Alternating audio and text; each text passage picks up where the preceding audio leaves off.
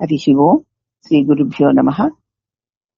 శ్రీ రమణ సద్గురుదేవాయ నమః. శ్రీ రమణ భాషణంలో 337 కేఆర్వి అయ్యర్ గారు భగవాన్ అడుగుతున్నారు. కేఆర్వి అయ్యర్ గారు భగవాన్ అడుగుతున్నారు, భగవాన్ మనస్సుని శుద్ధి చేయడం ఎలాగా? ఇప్పుడు మహర్షుల వారు అంటున్నారు, కర్మ, భక్తి, యోగాదుల వల్ల అని శాస్త్రాలు చెప్తున్నాయి. మరి కర్మ వల్ల, భక్తి వల్ల, యోగ మార్గం వల్ల మనసును శుద్ధి చేయవచ్చునని శాస్త్రాలు చెప్తున్నాయి. నా పరిచారికుడొకడు మరి ఈ ప్రశ్ననే ముందు అడిగాడు నన్ను. అప్పుడు దైవార్పిత కర్మ వల్ల అని చెప్పాను అతడికి. నేను పనులు చేస్తూ పనులంతా పరమాత్మకి సమర్పిస్తూ పనులు చేయడం వల్ల మనసు శుద్ధి కలుగుతుంది అని అతడికి నేను చెప్పాను. శ్రీ కేఆర్వి అయ్యర్ గారు మనసు శుద్ధి చేయడం ఎలాగా అని భగవాన్ అడిగారు. భగవాన్ అన్నారు, కర్మ, భక్తి, యోగాదుల వల్ల శాస్త్రాలు చెప్తున్నాయి. నా పరిచారికుడు ఒకడు మునుపు ఈ ప్రశ్న నన్ను అడిగాడు. నేను అతడికి దైవ అర్పిత కర్మ వల్ల అని సమాధానం చెప్పాను. కర్మ చేస్తున్నంతసేపే భగవంతుని చింతించినంత మాత్రం చాలదు. పనులు చేస్తున్నప్పుడే భగవంతుడు నీదే నీదే నీదే అనుకుంటే సరిపోదు. అది సరళంగా సదా భగవంతుని ధ్యానం చేయాలి.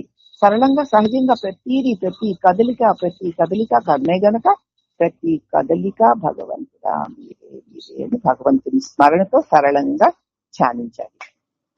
అలాగ చేస్తేనే మనసు శుద్ధవుతుంది.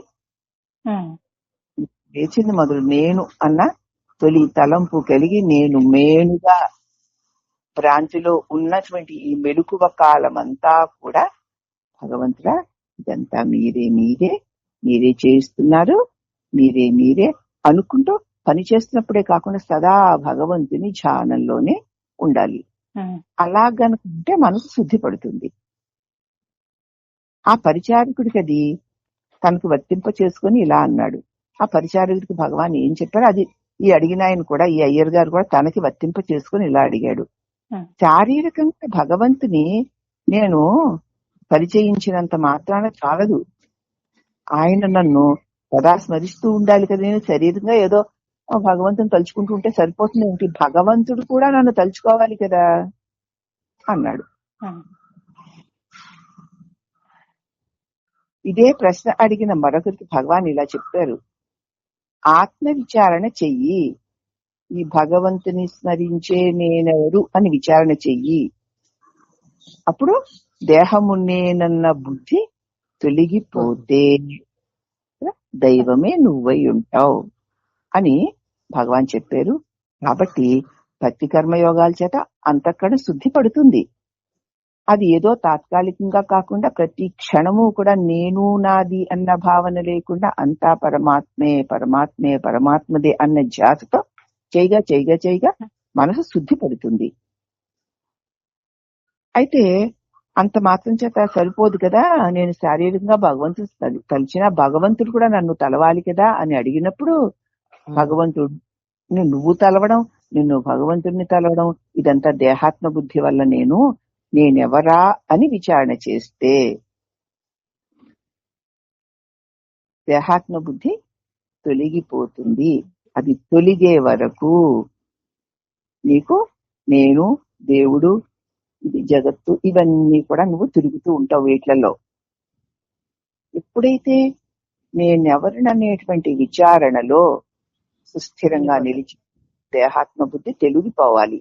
తొలగిపోయిన తరువాత నేను, దేవుడు ఇద్దరూ లేని ఏకత్వమే నీ అనుభవంగా నీకు సిద్ధిస్తుంది అని. ఇప్పుడు భగవాన్ ఎవ్వరు ఎన్ని రకాల ప్రశ్నలు వేసినా ఒకే సమాధానాన్ని ఆ వ్యక్తికి అర్థమయ్యే రీతిగా తెలియచెప్తూ అనుభవానికి అందిస్తూ ఉండేవారు భగవాన్. అదే అందించారు. కాబట్టి నిరంతర భగవంతు నామ స్మరణ వల్ల నీదే నీదే అనుకోవడం వల్ల మనలో ఉన్న రాగద్వేషాది కామ క్రోధాది ద్వైత భావాలన్నీ తొలగిపోయి మనసు సిద్ధిపడుతుంది. ముందు మనసు శుద్ధి పడకపోవడం చేత ఎంత బోధ విన్నా సరే నేనెవరినన్నా నిలబడలేకపోతున్నాము. ఇది అర్థం చేసుకోండి. నిలబడాలంటే నిరంతర ఈశ్వరాత్మక క్రియ చెయ్యాలి. చేయగా మనసు శుద్ధి పడితే నువ్వు విచారణలో నేనెవరన్నా విచారణలో స్థిరంగా ఉండగలుగుతావు. ఎప్పుడైతే నేనెవరనన్న ప్రశ్న సుస్థిరంగా సాగుతుందో అప్పుడు దేహాత్మ భావన పోతుంది. అప్పుడు దేవుడు నేను అనే జీవుడు అని ఇద్దరు ఉండరు. ఏకైకమైనటువంటి ఆత్మస్వరూపమే నువ్వై ఉంటావు అని గొప్ప దివ్య సందేశాన్ని అందించిన శ్రీరమణ భగవానులకు అనేక వందనములు. హరి ఓం నమః.